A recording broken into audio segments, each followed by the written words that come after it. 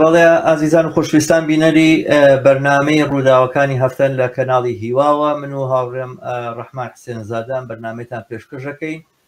ئێستا نۆبەی ئەوەی کە بچینە سەر باسێکی تری ئەمڕۆمان کە باسی پژاک و پەیماننامەی مەدینەیە لەگەڵ ئیسلامیەکانە. دیارە ئەم ناونیشانە ڕەنگە بۆ هەندێک سەرنجڕاکێش بێ. پژاک و پەیماننامەی مەدینە کە 1400 ساڵ لەبەوە پێشە لەگەڵ ئیسلامیەکانەوە بەسمان لە چییە؟ من هەروە بە کورتی تێکستێکی کورتە خوێنمەوە لە گفتوگۆیەکی ئامەدشاهۆ کە کەسێکە لەوانەیە ناوی ئەحمەدیش بێ، خۆی ناوناوە ئامەد، ناوەکەی خۆی گۆڕیوە لە ئەحمەدەوە بۆ ئامەد، بەڵام دووبارە وەختێک دێتە سەر باسی ئیسلامی ئەوانە دووبارە هەروەکو موسڵمانێکی زۆر باوەڕدار و ئەوانە داکۆچی لە گوایە پێکەوە ژیانی ئیسلامی و دیموکراتێتی ئیسلامی ئەواناکە. ئەو لە گفتوگۆیەکە لەگەڵ تەلەڤیزیۆنی ئەریان تیڤ هەفتە دە ڕۆژێک لەمەوە بەر سەبارەت بە ئەم باسە شتێکی ئاوای بووتوەکە لێرە ئیخێنمەوە. قەیرانی بنەڕەتی ئێران لادانە لەو بەهایانەی لە کاتی سەرهەڵدانی شۆڕشی ئاینی ئیسلام و پەیماننامەی مەدینە کە بە پێشەنگایەتی پەیامبەر محەممەد بنیادنراوە. ڕژێمی داگیرکەر و دیکتاتۆری ئیسلامی ئێران هیچ گوێ بۆ پێوانانەی ئیسلامی لەسەر بنیادراوە نادات و دەسەڵاتە فاشستی و دیکتاتۆریەکەی وەکو دەسەڵاتی ڕەهاو خۆیان بە نوێنەری خوای سەرزەوی پێناسە دەکەن. ئەم نزیک بوونەوەی ڕژێم هەم لەگەڵ بنەما پیرۆزەکانی ئاینی ئیسلامدا کە لەلایەن گەلەوە وەکو ئیسلامی کەلتوری چاندی پەیڕەو دەکرێت ناکۆکو ناتەبایە، هەر ئەمەش بۆتە هۆکاری تەشەنەسەندنی قەیران و ناکۆچەکانی ئێران و بۆ بنیاددانی سیستەمێکی دیموکراتیک پێویستە خوێندنەوەیەکی نوێ بۆ لایەنە هزریەکانی ئەو سیستەمەش بکرێت و وەکو پژاکیش ئێمە ئەمە وەکو پژاک ساگا دیارە لێرەیە ئێمە باوەڕیمان بە پراکتیزەکردنی پەیماننامەی مەدینە و ئیسلامی چاندیە و تاکە بزوتنەوەین بە ڕاشکاوانە باسمان لە بەستنی کۆنگرەی ئیسلامی دیموکراتی کردووە.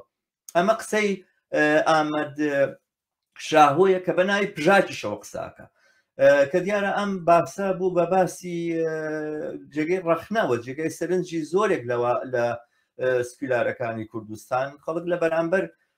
جمهوری ئیسلامیە ڕاپەڕیوە کە هەر بە ئاەت و حەدیسەکانی لە کتێبە زەردەکانە دۆزیوانەتەوە تبریری ئەم دەسەڵاتیان کردووە ئەوە ساڵە هەر بەو ئاەتانەیە کە هەر ئێستا خۆپیشاندەران کە سەقلی زڵ لە سووتێنن ئەعدامیانەکە بە بیانی محارەبەی خوا و بەرامبەر بەم دەسەڵاتە وەستاونێتەوە کە هەموو ئوشتانی ئیهێنێتەوە ئەنوا و ئەشکال دەلائیل و مەدرێکی هەیە کە ئەمانە لە بەشێکە لە ئاینی ئیسلام، بەڵام ئەوان لە بەرامبەر قسە لەسەر ئەوەکەن کە ئێمە بڕوامان بە کۆنگرەی دیموکراتی ئیسلامی هەیە و گوایە بگەڕێنەوە بۆ پەیماننامەی مەدینە و بڵێ پەیماننامەی مەدینە گەر بگەڕێیتەوە بۆ ئەوانە مافی هەموو خەڵک دابی نەکا، وەک بڵێ پەیماننامەی مەدینە ڕێگەی گرتبێت لەوەی بەنو قوڕەیزە قەتڵ و عام کرێ، ڕێگەی گرتبێت لەوەی کەمە تاریخ بە مێژووە من باسی ناکەم نایڵم ڕەنگە هیچیشی ڕاز نەبێت، بەڵام بەرحاڵ کەڵی پەیماننامەی مەدینە گەڕێتەوە بۆم هەموو شتانە و کۆی لە کاتی پەیماننامەی مەدینەیە چوارچوار ژن مارە نەکرابێت و ژن مافی هەبوو بێت و بە مافەکانی خۆی شادوێت بێ مناڵ بە ئەدەوات و ئەوانە حساب نەکرابێت و بە مڵکوماڵی پیا حساب نەکرابێ وەکەوەی کە هەموو مافەکان و هەموو خواستەکانی ئینسان لە پەیماننامەی مەدینەیان جێبەجێ کرابێ وایە بگەڕنەوە بە پەیماننامەی مەدینە. ئەمە بوو بە جێگەی ئینتیقاد و ڕەخنەیەکی زۆر لە بەرامبەر پژاک چی کرد هەر ڕوونکردنەوەیشیدا لەو ڕوونکردنەوەیە هێشتا کە ئەڵێ ئێمە باوەڕمان بە هێزێکی سکولار هەیە و هەندێک لە کادرەکانیان لە ڕاستیە خەڵکانی سکولارن خەڵکانی ئازادی خوازن لانی کەم لەم ئاستەیە کە قسە لەسەر ئیسلامەوانە بێ ئازادی خوازن ئەمە بە حقیقەتێکە هەند کادریوا لە ناو پژاکە بەڵام ئەوەی کە لێرەیە کێشەیە پژاک وەکو حیزب نەیتوانی ڕای بگەینێ کە ئەمە قسەی ئەو نییە و نەیتوانی بڵێ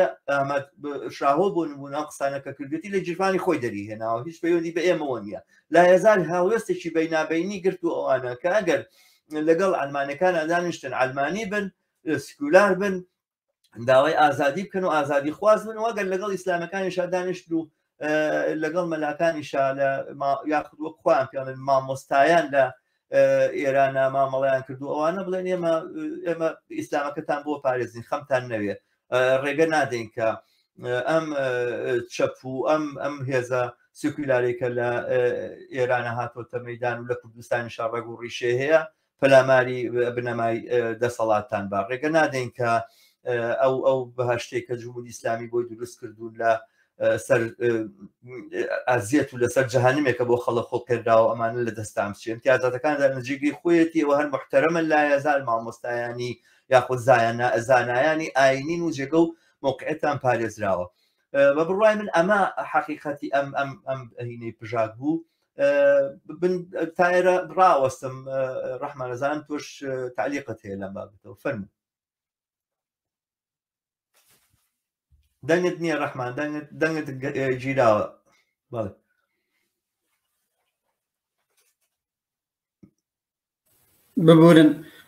ببورن میکەکەم بەسرا بوو ئەوەی تۆ خوێنتەوە و لە عین حاڵا باستە کرد بۆ خۆی زۆر وازەحە زۆر ڕۆشنە احتیاجی بەڕاستی بە هیچ ڕوونکردنەوەیەک لەلایەن منەوە نییە ئەمە ڕێک دژایەتیە لەگەڵ ئەو خرۆشە جەماوەری و شۆڕ جێرانەی کە نزیک 5 مانگە لە شەقامەکانی هەموو شارەکانی ئێران هەیە دژ بە ئیسلامی سیاسی دژ بە کۆماری ئیسلامی دژ بە باها ئیسلامیەکانی کە کەسە لە پژاک بە پەیمانی مەدینە نەوێ بە چونکی ئێمە بینین مەدێکی دژی ئیسلامی تەواو و کامەڵ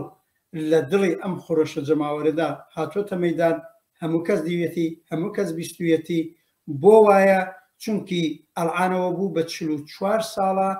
خەڵکی ئێران بەدەست حکوومەتی ئیسلامیەوە بەدەست قانون و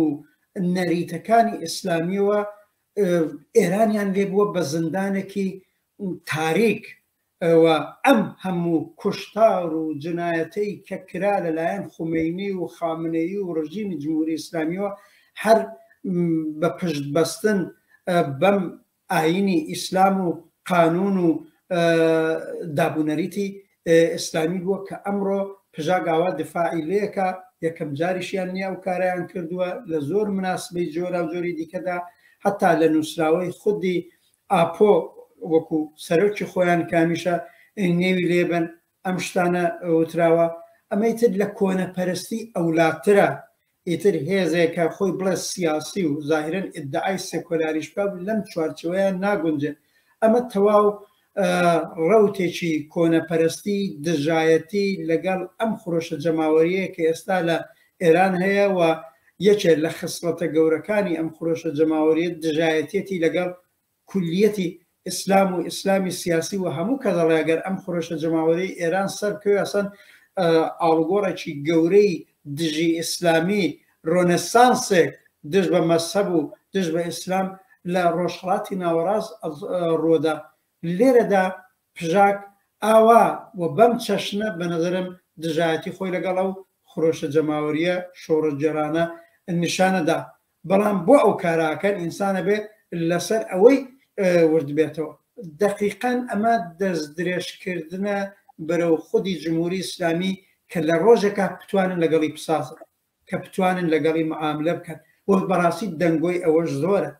دەنگۆی ئەوە زۆر بوو لە 4-5 مانگی ڕابردووە کە کۆماری ئیسلامی وتوی ئەگەر ئەوزاعی زۆر لێ پشێوێ و مەسەلەن نیگەرانی ئەوە بێ کۆنتترۆلی کوردستانی ئێران لە دەسەدا هاوکاری پژاک و پێکاکا بۆ خۆی بکرە و بە کۆمەکی ئەوان بیانوێ ئەو ئەوزاع کۆنتترۆلکەن ئەمە چراغ سەوز لێدان بە قەولی ئێمە بۆ معاملاتی بعدیە یەک لەگەڵ خودی جمهوری ئیسلامی نەک لەگەڵەوان لەگەڵ ئیسلامی سەلەفیەکانیش عاقبەت ئێمە لە کوردستانی ئێرانە ڕەوتی ئیسلامی سەلەفیە بینین ئەلعان لە پەراوێزی کۆمەلگادان بەڵام لەوانەیە ڕۆژێک هەم دار و دەستەهایەک لە ناو خۆی جمهوری ئیسلامی و پشتیوانیان لێ بکە هەم عەرەبستانی سعودی و هەموو وڵاتانە پشتیوانیان لێ بکەن ئەو وەختە بە نظرم پژاک و پێکاکەش وا دیارە حسابیان لەگەڵەوە کردووە لەگەڵ سەلەفیەکانیش هاوکاری بکەن ئێمە بێ نەتیجە عملیەکەی زیاتر تەماشا بکەین ئەمە خەتەرێکی جددیە ئەمە نیگەرانیەکی جددیە کە بە نظرم هەر ئینسانێکی حەقخواست لە کۆمەلگای ئێران و لە کۆمەلگای کوردستانەوە خەتەرێک بێت چاوی لێ بکە دەنا خودی وتەکان خودی نووسراوەکە ئەو قسانەی ئامەد شاهۆ باس کردووە لە ڕادەبەدەر کۆنەپەرستانە لە ڕادەبەردەر ڕێگای ئەوەیە بێ هێرش بکرێتە سەری و ئیجازە نەدرێ جارێتر بەنێوێتر ئەمجارە بنێوی حزبی سیاسی ئیدعای سێکۆلاریش بکە ئیسلام کێشرێتەوە ساحی سیاسیەکە من وایە خوێنمەوە کە ئەمە حەولدانە بۆ ئەوەی لە ئایندەدا لەگەڵ خودی کۆماری ئیسلامی و لەگەڵ ئیسلامیە سەلەفیەکان و لەگەڵ دەوڵەتانی پارێزەری ئیسلام و کۆنەپەرستی لە منتەقەدا معاملە بکەن ئێمە لەم بابەتەوە بێ بە جددی وەرگگیرەوە ئەمە خەتەرێکی جددیە هەر هێزێکی ئازادی خواست بەرابەری خواست حتا سیکۆلاری واقعی ئەبێ ڕاوەستێ و بربەرەکانەیەکی جددی لەگەڵ ئەم وتارە و ئەم سیاسەتە بکە لە کۆمەلگای ئێران یا لە کۆمەلگای کوردستان هەروەک تۆش باست کرد ئەو پاساوانەی کە ڕاگەیاندنی پژاگ ڕاگەیاندووە دژایەتی لەگەڵ ئەسڵی قسەکانی ئامەد شاهۆ نەکردووە خەریکە بلا حەزادا لەسەرەوەی نەخێر ئێمە هەموو باوەڕێک هەموو بیر و باوەڕێک بە ئەرزش وەرەگرن یانێ گەوا بێ قسەکانی ئامەد شاهۆ کە لە ڕاهبەری پژاکەکە بەڵێ جێگای خۆی هەیە ئەو تەلەڤیزیۆنی خۆیانەوە باسی کردووە ئەو جێگای خۆی هەیە بەڵێ کەسانێکیشان کە دەنگیان زۆر معلوم نییە چییە ویا سێکۆلارن دەنەچە من ئاوای ئەبینم وەک خەتەرێک لەلایەن حزبێکەوە کە ئیدعای سیاسی ئەکا لە کۆمەلگای ئێران و کوردستانی ئەبینم ئەبێ بە نظرم لە قاو بدرێ هەرو جۆرەی کە دراوە ئەبێ بخرێتە پەراوێزەوە ئەبێ بربەرەکانەیە لەگەڵ زیندووکردنەوەی داب و نەریتی ئیسلامی لە کۆمەلگای ئێران و کوردستانە بکرێت من لە دوو لایەنی تریشەوە پێم خۆشە باسی ئەمە مەسەلەیە بکرێ بەرحاڵ من نازانم تا چەند مەسەلەن جمهوری ئیسلامی ئێران یاخود خودی پەکەکە پێیان وایە شتێکی واقعیە لە دۆخێکا کە خەڵک ئاوا بەم جۆرە ڕاپەڕیوە ئەوان بێن تەفاهماتێکی لەم بابەتە بکەن نازانم چەند ئەتوانێ ئەمە واقعی بێت بۆ بەرامگارکردنی ئەمە یاخود ئەمەوەکو ممشینەوەکو ئیدێک لە لای جمهوری ئیسلامی ئێرانەوە هاتبێ هیچ نازانین لەسەرەوەی ئایا پەکەکە چی و تۆ لەسەرەمە یاخود پژاک چی و تۆ لەسەرەمە ئەمە نازانین بەڵام ئەوەی کە ئەیبینین لەبەردەمانەوە وەکو واقعیت لەبەر چاومانە ئەوەیە ئەمە بە عەرەبی پێ وترێ مغازەلە یاخود چۆن بڵێن ئەوە نیە دڵنەواییکردنی ئیسلامی سیاسیە بڵێن جۆرێک چاوبڕکێ لەگەڵ ئەم جەریانە ئیسلامیانە کە لەناو کۆمەلگا هەیە وە شتێک لێرەیە کە ئەوەی کە زۆرتر بەلای بنەوە مەترسیە باسەکە لەسەر بەندوبەستی بڵێن ئەمنیەتی یاخود ئاسکەری یا سەربازی ئەوانە نییە باسەکە لەسەر بۆدی سیاسی و بۆعدی کۆمەڵایەتی ئەم مەسەلەیە لەبەرەوەی بەش بە حاڵی خۆم من پێم وانە کۆنەپەرستی و دواکەوتویی لە کۆمەلگەی کوردستانە هەر زادەی جمهوری ئیسلامی ئێران بێ ئێمە بۆ خۆمان لەناو کۆمەلگەی کوردستانیشا کۆنەپەرستمان بە ئەندازەی کافی هەیە کاتی خۆی هەموو باسی ئەوەکەن کە گوایە ژنان لەلایەن جمهوری ئیسلامی ئێرانەوە وایان لێکراوە جمهوری ئیسلامی ئێران هاتووە و پیاوانی کوردی فێر کردووە کە سوکاری خۆیان کوژن و ژن و کچی خۆیان کوژنەوەوانە بەڵام بە دەرەجەیەک ممکنە ئەمە فرسەتیان بۆ کرابێتەوە کۆنەپەرستی تعبیر لە خۆی کاژنا و پیاوسالارێ لەناو کۆمەلگەی کوردستانە دیاردەیەشی ئەسیل و لە نێژینەیە وانە کورد و کوردایەتی و میلەتی کورد لەم دیاردانە بە دوور بووە ئیسلام هاتۆ بەسەر ئێمە فەرز کردووە کاتی خۆی قاسم لە بۆی تەوهین بە مەجموعەی ڕئیس عەشرەت و شتکاوانە جلی ژنی لەبەرەکردن هەر خۆی بۆ ئەوە بە چ معنایەکە بە معناوی ناسیۆنالیزمیش بە ئەندازی ئیسلام دژیژنە بە ناسیۆنالیزمیش بە ئەندازی ئیسلام و ئیسلامیەکان پیاوسالارەوە لەگەڵ فەرهەنگی پیاوسالار لەبەرەوە خەتەری ئەم بابەتە مووقیفە سیاسیانە لە ئەحزابی وەکو پژاکەوە ئەوەیە کە خەریکە دنەی ئەم کۆنەپەرستیەدا فرسەت بەم کۆنەپەرستیەدا کە بە شێوازێکی تر تعبیر لە خۆی کاگەر جمهوری ئیسلامی ئێران نەما ئەگەر ئەم قەڵایەتان ڕووخا ئێمە ئەبین قەڵا لە پشتان ئێمە لە پشتانین و خەمتان نەبێ مامۆستایانی ئاینی ئەوانە وەرنە مەیدانەوە شێزێکی شۆڕژ جا هەر لەم گفتوگۆیە ئەوە خۆشحاڵێ با ئەم جارە خۆپیشاندانەکان لە مزگەوتەوە دەست پێ بکەم يعني عينا شيء عينا نويك للزاهدان رويا عينا نويك مولوي عبد الحميد عينا نويك خميني كردي صار 56 خميني لمزقوت كانوا كردي بالضبط دعما شي نسر بشي دومي اما من الشعور ببيلاني شي دياري كراوه كم يعني من او روجاني لم روجاني رابردوها متابعه او فيديو فارسيانم كردوه كمان زورت اللي ويكواجو لقسكانيان بقرم جو لاراستي قسكانيان نقرم برو شو يعني اتجاهك برن شو كمانه پرۆفشنڵن لە بواری میدیای ئەو شتانەی کە هێنە پێشەوە ئەو قسەی کە ئەیکەن جوملەکەی لە بنی جوملەکەەوە بیخوێنەرەوە نەگەوەی کە لە ناو جوملەکەی و تعبیرەکان خۆی ئەڵێچی خەریکن تەوەجوه بەرەو چی ڕاکێشن باسەکە لەسەرەوەیە کە مەسەرەن ئەهلی سونە لەژێر چەپۆکان و ئەوانە وەکو چۆن مەولوی عەبدولحەمید هاتۆ مامۆسایانی کوردستانش خەین بە جۆرە لە جۆرەکان خۆیان ڕێگەخەن و خۆیان سازەدەن و ئەوانش بەدیل تەرحەکەن مەسەلەن ڕەزا پەهلەوی بە جۆرێ لە جۆرەکان باسی ئەوە کە کەسانی وەکو مەولوی عەبدولحەمید دەتوانێت هاوکاری ئێمە بێ ئەمە بە معنایەک ئەتوانێت معنایەوە بە مەلاکانی کوردستانیش نەفرێک لە خۆیان هەڵبژێرن بیکەن بەدەم ڕاستیان و ئەوانە و مەولوی عەبدولحەمیدیشمان لە کوردستانە هەبێەوە ئەمە لە کوردستانەوە لە زاهیدان لەگەڵ شای ئێران ئەمە تەهینەکە کۆکتێلەکە کامیل بوو بە حاڵ بە دیل و ئەلتەرناتیڤەکەی داهاتوو دروست بوو هەرچەنە ئەمانە لە خەیاڵەوە نزیک بن تا لە ڕاستی و هەرچەنە ئەمانە زۆر فانتازیا بن تا ئەوەی کە بتوانێت هیچ لەگەڵ ئەم جوڵانوێ بکە بەڵام مەترسی ئەمانە کەم ناکرێتەوە ئەوە بڕای من کۆمونیستەکان ناتوانن لە دەریچەیەکی تەسپی سیاسیەوە سێری ماوەقفی وەکو ئەمەی پژاک بکەن من لە پشت مۆقفی پژاکەوە مۆقفی هەموو کۆنەپەرستی و ئاشتی خوازی نیشاندان لە بەرامبەر ئیسلامی سیاسی لە بەرامبەر نەریتە ئیسلامیە کۆنە پەرستەکانە لە کۆمەڵگایە ئەبینم و ئەمەیە خەتەری ڕاستەقینە و ئەمەش تەنها بە تەشوی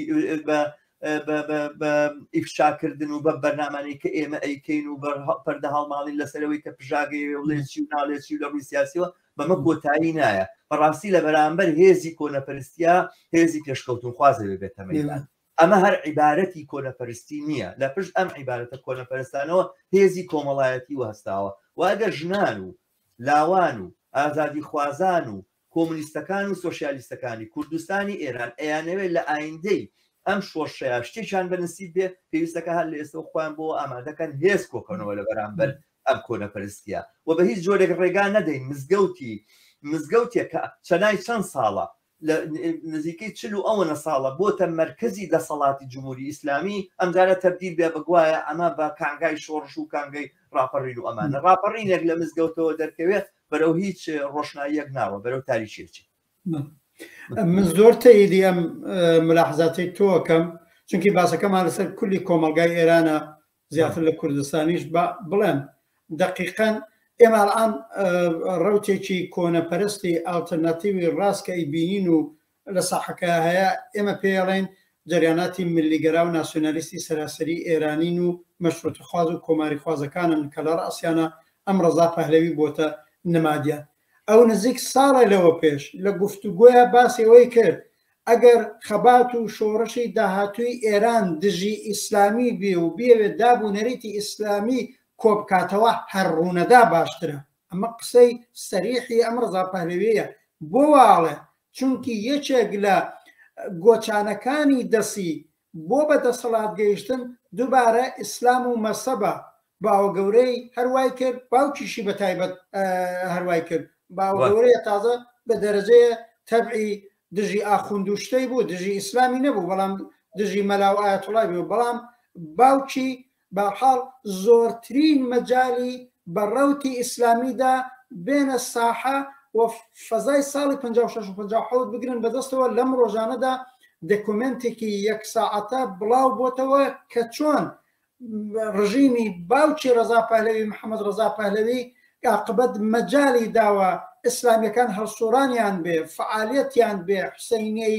ئەرشاد لە تاران دروستکەن و عەلی شەریعەتی بێ لە قسەی تیا بکاو لە تووری 2-3 ساڵان نزیک 900 مزگەوت لە سەراسەری ئێران دروست بێ و مزگەوتەکانیش بە قەولی تو ببێتە جێگای ئەو کۆنەپەرستی و وتاردانی سیاسی حتا بە دژی ڕژیمەکەی بۆ دژایەتی لەگەڵ کۆمونیزم بۆ دژایەتی لەگەڵ چەپ ئەمە بە ڕۆشنی ساواک دەستی بووە لەو کارانەدا وەڵان ڕەزا پالیویش هەیە و ئیدامە بداتەوە ئێوێ عاقبەت ئیسلام بگرێتەوە بەدەست ئەم جارە معلومە لە ئاڵوگۆڕی ئایندەی ئێرانە دەسەڵات ناکەوێتە دەست ئیسلامی حکوومەتی ئیسلامی زیندوو نابێتەوە بەڵام یانەوێ حکوومەتی ملی و ناسیۆنالیستی زیندووکەنەوە و ئەویش پشتبەست و بە ئاین و شەریعەتی ئیسلام بێ دەنەچێت لەوە بگرە لە جەریاناتی ڕاستی سەراسەری ئێرانەوە کە بەم جۆرە بەم سراحەتە ئەیانەوێ ئیسلام بەدەستەوە بگرن تا جەریاناتی فێدرالیست کە تۆ ئیشارەت پێکرد نزیک 12 ساڵەوە پێش بوو هەرێم مستەفا هجری لە وتار و لە قسە و لە پێشنیاری ئەوە بوو مەلاکانی کوردستان ڕێکخراوی تایبەتی خۆیان دروست بن و حزبی دموکرات پشتیوانیان لێکا من بە باشی لە بیرمە وتار و قسە و نووسراوەی حزبی دموکراتی کوردستان لە بابەتەوە چون بەش بە حاڵی خۆم لەسەری نووسیوە لەسەری قسەم کردووە هەر لەم ماوانەدا کە ئەبینین دەرەجەیەک لە هەرسوڵانی مەلا سەلەفیەکان هەن لە شارەکانی کوردستانە دیمانیەکە وەک عەبدوڵڵا موحتەدی چۆن دفاعیان لێکە هەموو کۆمەڵانی خەڵکی ئێرانیش و کوردستانیش دەزانن هەر ئەم مەلا و ئاخوند و ئایەتوڵانەی کە ئەلئان ئەیانوێ ڕواڵەتی ئۆپۆزیسیۆن بگرن بەدەستەوە تا 6 مانگ لەوە پێش دەستیان لە گیرفانی جمهوری ئیسلامیا بووە هەرم مەولەوی عەبدولحەمیدەی کە ئەلئان ئەیانوێ بە نێوی ڕابەری خەڵکی بلوچستان کرد بەبەر لە ئاخرین انتخاباتی جمهوری ئیسلامی ڕێی بم ئیبراهیم ڕەئیسیە داوە پشتیوانی لێ کردووە معلومە ئەمە بەرەی کۆنەپەرستی بۆ زیندوکردنەوەی کۆنەپەرستی ملی و ئیسلامی تێکۆشن دەستێک کەڵکەکەن هەر وەک تۆ باست کرد ئەوەی تر وەزیفەی بەرەی ئازادی خواز و بەرابەری خواز و چاوشیاری ئەو کۆمەلگایەیە ئەمانە ببینێ نەکەرەوەی ڕەخنە بگرین نەکەرەوەی وشلارگەری بکەین بەڵکە لە بەرابەر ئالتەرناتیوی ڕاستە کە بە هەموو شێوەیەگەوێ خۆی بەهێز بکە بۆی ئەو زاعەکە بگرێ بەدەستەوە ئالتەرناتیوی ڕادیکاڵ چەپ کرێکاری سۆسیالیستیش هێزی زۆرە هێزی جەماوەری زۆرە لە بزوتنەوەی کرێکاریەوە بگرێت لە بزوتنەوەی ئازادی خوازی ژنانەوە بگرە لاوانەوە بگرە زانکۆکانەوە بگرە گەڕەکانی شارەکانەوە بگرە تەواوی قسە لەسەرەوەی چۆن ئەم ئالتەرناتیوە بەهێزتر ڕێکخراوتر سازماندراوتر بە دەرکەوتنی ڕەهبەرانێکی چاونەترس و وشیارتر هەر لە دەرونی کۆمەلگاکەوە تا هێز و چەپ و کۆمۆنیستەکانیش ئەبێ ئەمە بزانین دەورێکی زۆر هەستیارە ئەگەر لە بەرابەری هێزی کۆنەپەرستیدا هێزی شۆڕەجێڕی لە مەیدانە نەبێ مەیدانەکە ئەدۆڕێنین هەر وەک ساڵی 57 تکرارە بێتەوە بەڵێ ئەوە وایە منیش پێم وابێ پژاکیش لەو جملەیە لە تووری تاریخیشا بە تۆری واقعی ناسیۆنالیزمی کوردەوە تۆ تەجروبەی لە من زیاترت هەیە لە کوردستانی عێراقا منیش لە کوردستانی ئێران و بە تۆری گشتیش کە ئەیبینین ناسیۆنالیزمی کورد و فدرالیستەکانیش عاقبەت لە فەودوانەی جەریاناتی ئیسلامی و مەگەر هەرم حکوومەتی هەرێمی کوردستان کەمی کۆمەکی هەرم حزبە ئیسلامیەکانی ئەوێنە کردووە ماڕۆشەی کردوون کەم پشتیوانی لێ کردوون کەم ئیمکانیاندانەوە و چەندە دژایەتی وەختی خۆی ڕێکخراوی بێکارانیان کرد شوراکانیان کرد حزب کۆمونیست کارگەری عێراقیان کرد کەسیان لە عەزیزانی ئێمە قەتڵ عام کرد مەگەرم کارانیان نەکردووە بەڵام لەگەڵ هێزە ئیسلامیەکانی کوردستان کە سەر بە جمهوری ئیسلامی و سەر بە عەرەبستان و سەر بە هەرچی کۆنەپەرستی لەم منتەقە هەیە ئەبینیەوە لە پارلمانە و لە دەوڵەتە و لە هەموو شتێکە خۆیان بە شەریکە زانن ئەو کاتانەی کە ئێمەیان ئەوە زیندووکەن ئەو کاتانی کە ئێمان بە نەزانی بە جەلا تاڵەبانی ئیوت ئەمانە سەر بە کەسێکە ناوی مەنسوور حکمەتە و ئێرانیە و فارسە و دوژمنی کوردە و چی و لەم بابەتە قسانەیە کردوانەر ئەو کاتە حرەکەی ئیسلامی جوڵانی ئیسلامی کە پێشتر شەڕشی بوو لەگەڵیانە هێنانیەوە بۆ کوردستان و مزگەوتەکانی پێدان و لە مزگەوتەکانە خۆیان ڕێخست و خۆیان سازدا هەرو کاتە جنرال تاڵیبانی هەر لە سەرەتای ئەوەی کە پێوترێ ڕاپەڕین لە کوردستانی عێراقا ئەم کارێک کرد. ئێستش ئەوە سیواقە و ڕاکە لە بینی یەشێتی و پارتیە کامیان زۆرتر پارە بدا بەم سەلەفیانی کە بە کفرێزانن لە بەرامبەر دەسەڵاتە ڕازبیتەوە و بڵێدا کام لەمانە ئەتوانن زۆرتر و زیاتر مەجال بکەنەوە بۆ شێخ فلان و دەروێش فلان و چێ فلان و تەشی بۆ دابنێن و جێگای بۆ بکەنەوە ئەرزی پێ بدەن و جێگا و ڕێگەی بۆ ئیمکەنوە خەریک بن بە جۆرە لە جۆرەکان مەراییان بکەن و پێشەوە بۆ بەرەنگاربوونەوەی هەرە و تووڕێی کە لە ناو خەڵکە هەیە خەڵک ئەگەر تووڕێەوە ئەگەر بێزارە و بێتاقەتە و لە دەسەڵاتی ئەوان تووڕەیە لەوە باشترە کە بیر لە ڕێگای پێشکەوت و خوازانە و ڕێگای شۆڕش و ڕاپەڕینەوانە بکەنەوە پەنابەر نەبەر مزگەوت و ئەم سەلەفیانە ئایندەی ئەوان ئایندەی ئەم دەسەڵاتە ڕووناکترە بێ هەمان شتیشە لە کوردستان و چینی باڵادەست ئەو چینەی کە ئەوێت لەسەر ڕەنج و لەسەر ماندووبوون و ئەرەقی ماندوێتی و ڕەنجی خەڵک دەسەڵاتی خۆی درێژە پێ بدات و دەوڵەمەندی خۆی درێژە پێ بدا ناتوانێت بەبێ ئەم وەسائلانە بەبێ ئەم بەکاربردنانە بمێنێتەوە لەلایەک ئێمە هەمومان کوردین و هەمومان یەک نەتەوەین و یەک زمانمان هەیە و لەلایەشی تریژەوە ئاینی ئیسلام و پەیڕەوی لە نەریتەکانی ئاینی ئیسلامەکەین بە پەیڕەویکردنی لەم نەریتانە بەجارێک نیوەی کۆمەڵگا ئەەکەی بە زیندان بەدەست نیوەکەی تریەوە بەجارێک هەرچی ماف و ئازادێت تاکە کەسەکانیشە هەڵێوە شێنیتەوە و ئەمان نە پۆلیسی شێوێ و نە چەکداری پێویستە و نەما عاشخۆری پێویستە و هیچ هەمووی لەلایەن مزگەوتەوە بە سادەترین شێوە چێتە پێشەوە بەرحاڵ ئەمە ئەو حەقیقەتەیە کە ئێمە لە بەرامبەریا بەرەوە ڕووین بەڵام دووبارەیەکەمەوە کە ڕوبەڕووەستانەوەی ئەم هێزە کۆنەپەرستانە بە تەشهیرکردن و ئیفشاکردنی ئەم هێز و ئەو هێز ناکرێت بە باسکردن لەسەر ئەفکار و ئایدۆلۆژیا ناکرێت ئێمە خۆک و خەڵکانی ماتریالیز ئەزانین کە ژیان و گوزەرانی ئینسانەکانە کە تهدیدی بیر و بۆچوون و بیرکردنەوەیانەکە ئەوە ئایدۆلۆژیای چینی باڵادەستە بەسەریان نازاڵە بەڵام بۆی خەڵق قبوڵی کردووە لەبەرەوەی لە دۆخێکایەکە پەشی کەوتووە پێی بە هێزی خۆی نابا هێزی شۆڕژێرانە و ئاڵوگۆڕپێدەری خۆی بڕوای بەوە نییەوە لە بێ بڕواییە لە بێ متمانەیە لە ساڵێ خستن و ناومێدیایە کە پەناباتە بەر خورافات و ئەوانە بۆ وەستانەوە بەرامبەر بەم خورافاتە بەم کۆنەپەرستیە پێویستە و هێزە خۆی ڕێکخات و بێتە مەیدان ئەگەر لە بەرامبەر دەستەی مامۆستایانی ئاینی لە کوردستانی ئێرانە دەستە شۆڕژێڕەکان مبادرە خێراتر نەکەن و باردۆخەکە بەدەستەوە نەگرن بە بڕای من بە ئیفشاگەری ئەم هێز و ئەو حیزب و ئەو لایەنی ناسیۆنالیست کامانش خەریکە لە بینی خوانە مسابقاکەن بەرحاڵ پژاکی ژێوێ بەڕە لەژێر پێی حزبی دیموکرات ڕاکێشە کە باشترین پەیوەندی لەگەڵ مەلاکانی کوردستانە هەیە و خەریکە ئەنجومەنی مامۆستایان سازەدەن و ڕێکی خەنەوەوانە باسەکە منافەسەیە بەرحاڵ ئەگەر ئەو هێزە نەبێت لە بەرامبەر ئەم هێزە کۆنەپەرستیە سەرنجام بە ڕۆشنکردنەوە و بە هوشیارکردنەوە و بە ئاگادارکردنەوەی خەڵک کارەکە بەجێ ناگا خەڵک ئاگادار و هوشیاریش بێ ئەگەر بەی بە هێزی خۆی نەبا بڕای بە هێزی ئاڵگۆڕبەخشی خۆی نەبێ سایلێ خاخۆی داتە دەزە و شارەنووسی کە ممکنە ئەوە حقیقەتی کۆمەڵگایە بەڕاستی من بارەوەیە ئەمە بڵێم پژاک هیچ تەجربەیەکی لە سەحنەی سیاسەتی کوردستانی ئێرانە بە تایبەت لە 30 ساڵی ڕابردووە نەبووە تازەوە هێزێک بارحاڵ ئێوێ هەسوورانێکی بێ ئەو ژەوێرە سەردەمی شۆڕشی ساڵی 57 ئیسلامیەکان لە کوردستانی ئێران خۆیان تاقی کردەوە حزبی دموکراتیش پشتیوانی لێکردن و خۆی تاقیکردنەوە هەرە ئەو وەختە بە شکست چێشرا ئەو وەختە جریاناتی ئیسلامی تحتی نێوی مەکتەبی قورئان بە سەرپەرستی کەسێک بە نێوی ئەحمەدی موفتیزادە هاتووە مەدان کە هەر قورئان بەشێ لە سەلەفیەکان و ئیسلامیەکانی کوردستانی ئێران کە خۆیان بە ئۆپۆزیسیۆن نەزانن خۆیان بە ڕێڕەوی یا پەیڕەوی ئەحمەدی موفتیزادازان ئەو کات شکستیان خوارد یعنی تۆ تەمەشاکە 44-5 ساڵ لەوە پێش لە ساڵی 57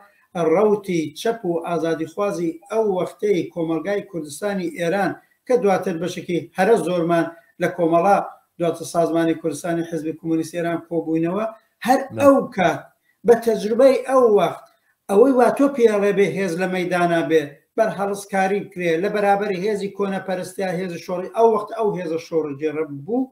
و حتا حزب دموکراتی کوردستان کە خۆی بە یەکەم هێزی ئەو وەختەی سەحنەی سیاسەتی کوردستانی بە تەواو معنا دفاعی لە ئیسلامیەکانی ئەو وەختە کرد بە هاوکاری ئەوانیش ئەو مەدی کۆنەپەرستی ئیسلامی بە جێگایە نەگەی دەنەچە من پێم وایە دەرەجەی وشیاری ئاگاهی و ئامادەگی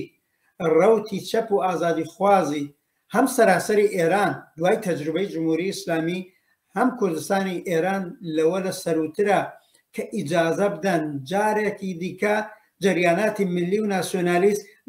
پلکێشی جریاناتی ئیسلامی بکەنەوە بە سەحنەی سیاست هەم خۆیان تیا زەرمەندە بن و تیا شکستە خۆن هەم ئەو جریاناتی ئیسلامیە و هەر ئێستا شتەی تۆڵی بۆ ئاگدارێت هەر ئەم بە دەرەجێک هەڵسوڕانی ئیسلامیەکان لە شارەکانی سنە و جوانڕۆ و ئەو شوێنانەی دیکە هەیە هەر لەوێ لەم کومیتەی گەڕەکەکانەوە گرتوویەتی تا بەرەی ئازادی خوازی نێو شارەکان هەڵوێستیان دەربڕیوە نەزەریان دەربڕیوە بەر هەڵسکاریان کردووە نەگەم لە ماوەی ئەم 4-5 مانگەدا پێش ئەوەش بەرحاڵ ئەم سەفە جیاوازانە لە نێو دڵی شارەکانی کوردستانە خەریکە خۆی نیشانەدا بربەرەکانێ لەگەڵ سەلەفیگەری و ئیسلامیگەری خۆی نیشانەدا و دێ و بەهێزتری شەبێت دەنەچە من پێم وابێ عاقبەت هەم خۆی پژاک ببەخشە پژاک لەم ماجرایەدا زۆر زەرمەندە بێ هەم جریاناتی ئیسلامی بە نەزەرم ئەوە بێ بزانن لەگەڵ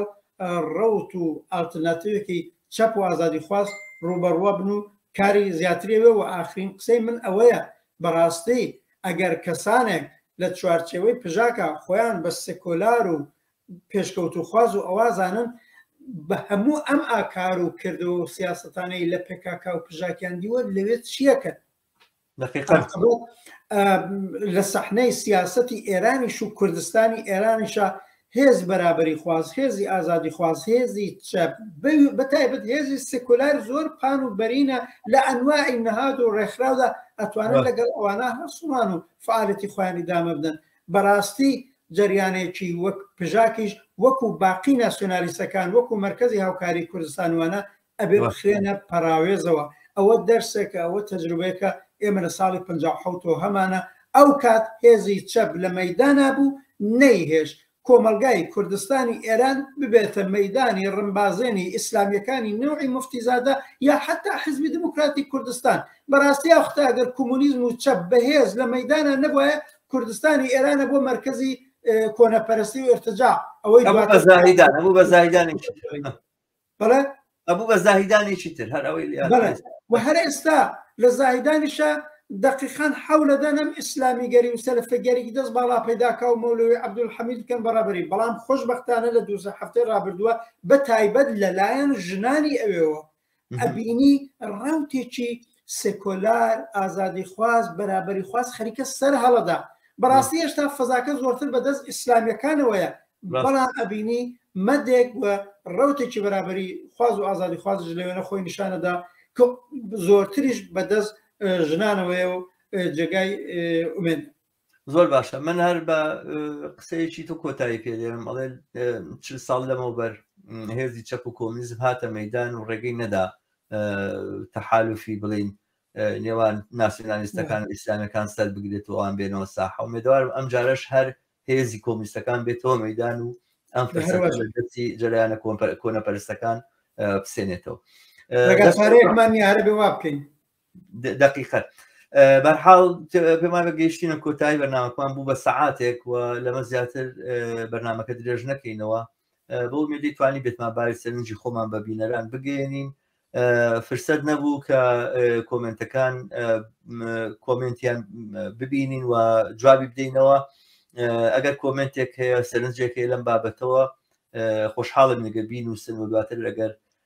نەکرا بە کۆمنتی جوابی بینەوە لە بەرنامەکانی داهاتوە ممکنە قسەیان لەسەر بکەین و بینە سەریان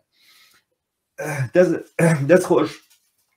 ڕەحمان دووبارە زۆر سپاس دەکەم بۆم کاتە زۆر سپاسی تۆ بینەر و بیسەری بەرنامەکە و هەرسەرکەوتوبی زۆر باش هەر بژیت بەڵێ ئازیزان و خۆشەویستان تا بەرنامەیشتر و یەکتر دیتنەوەیەکی تر بە شادی و کامەرانی تەنەسپێرم هەر بژیت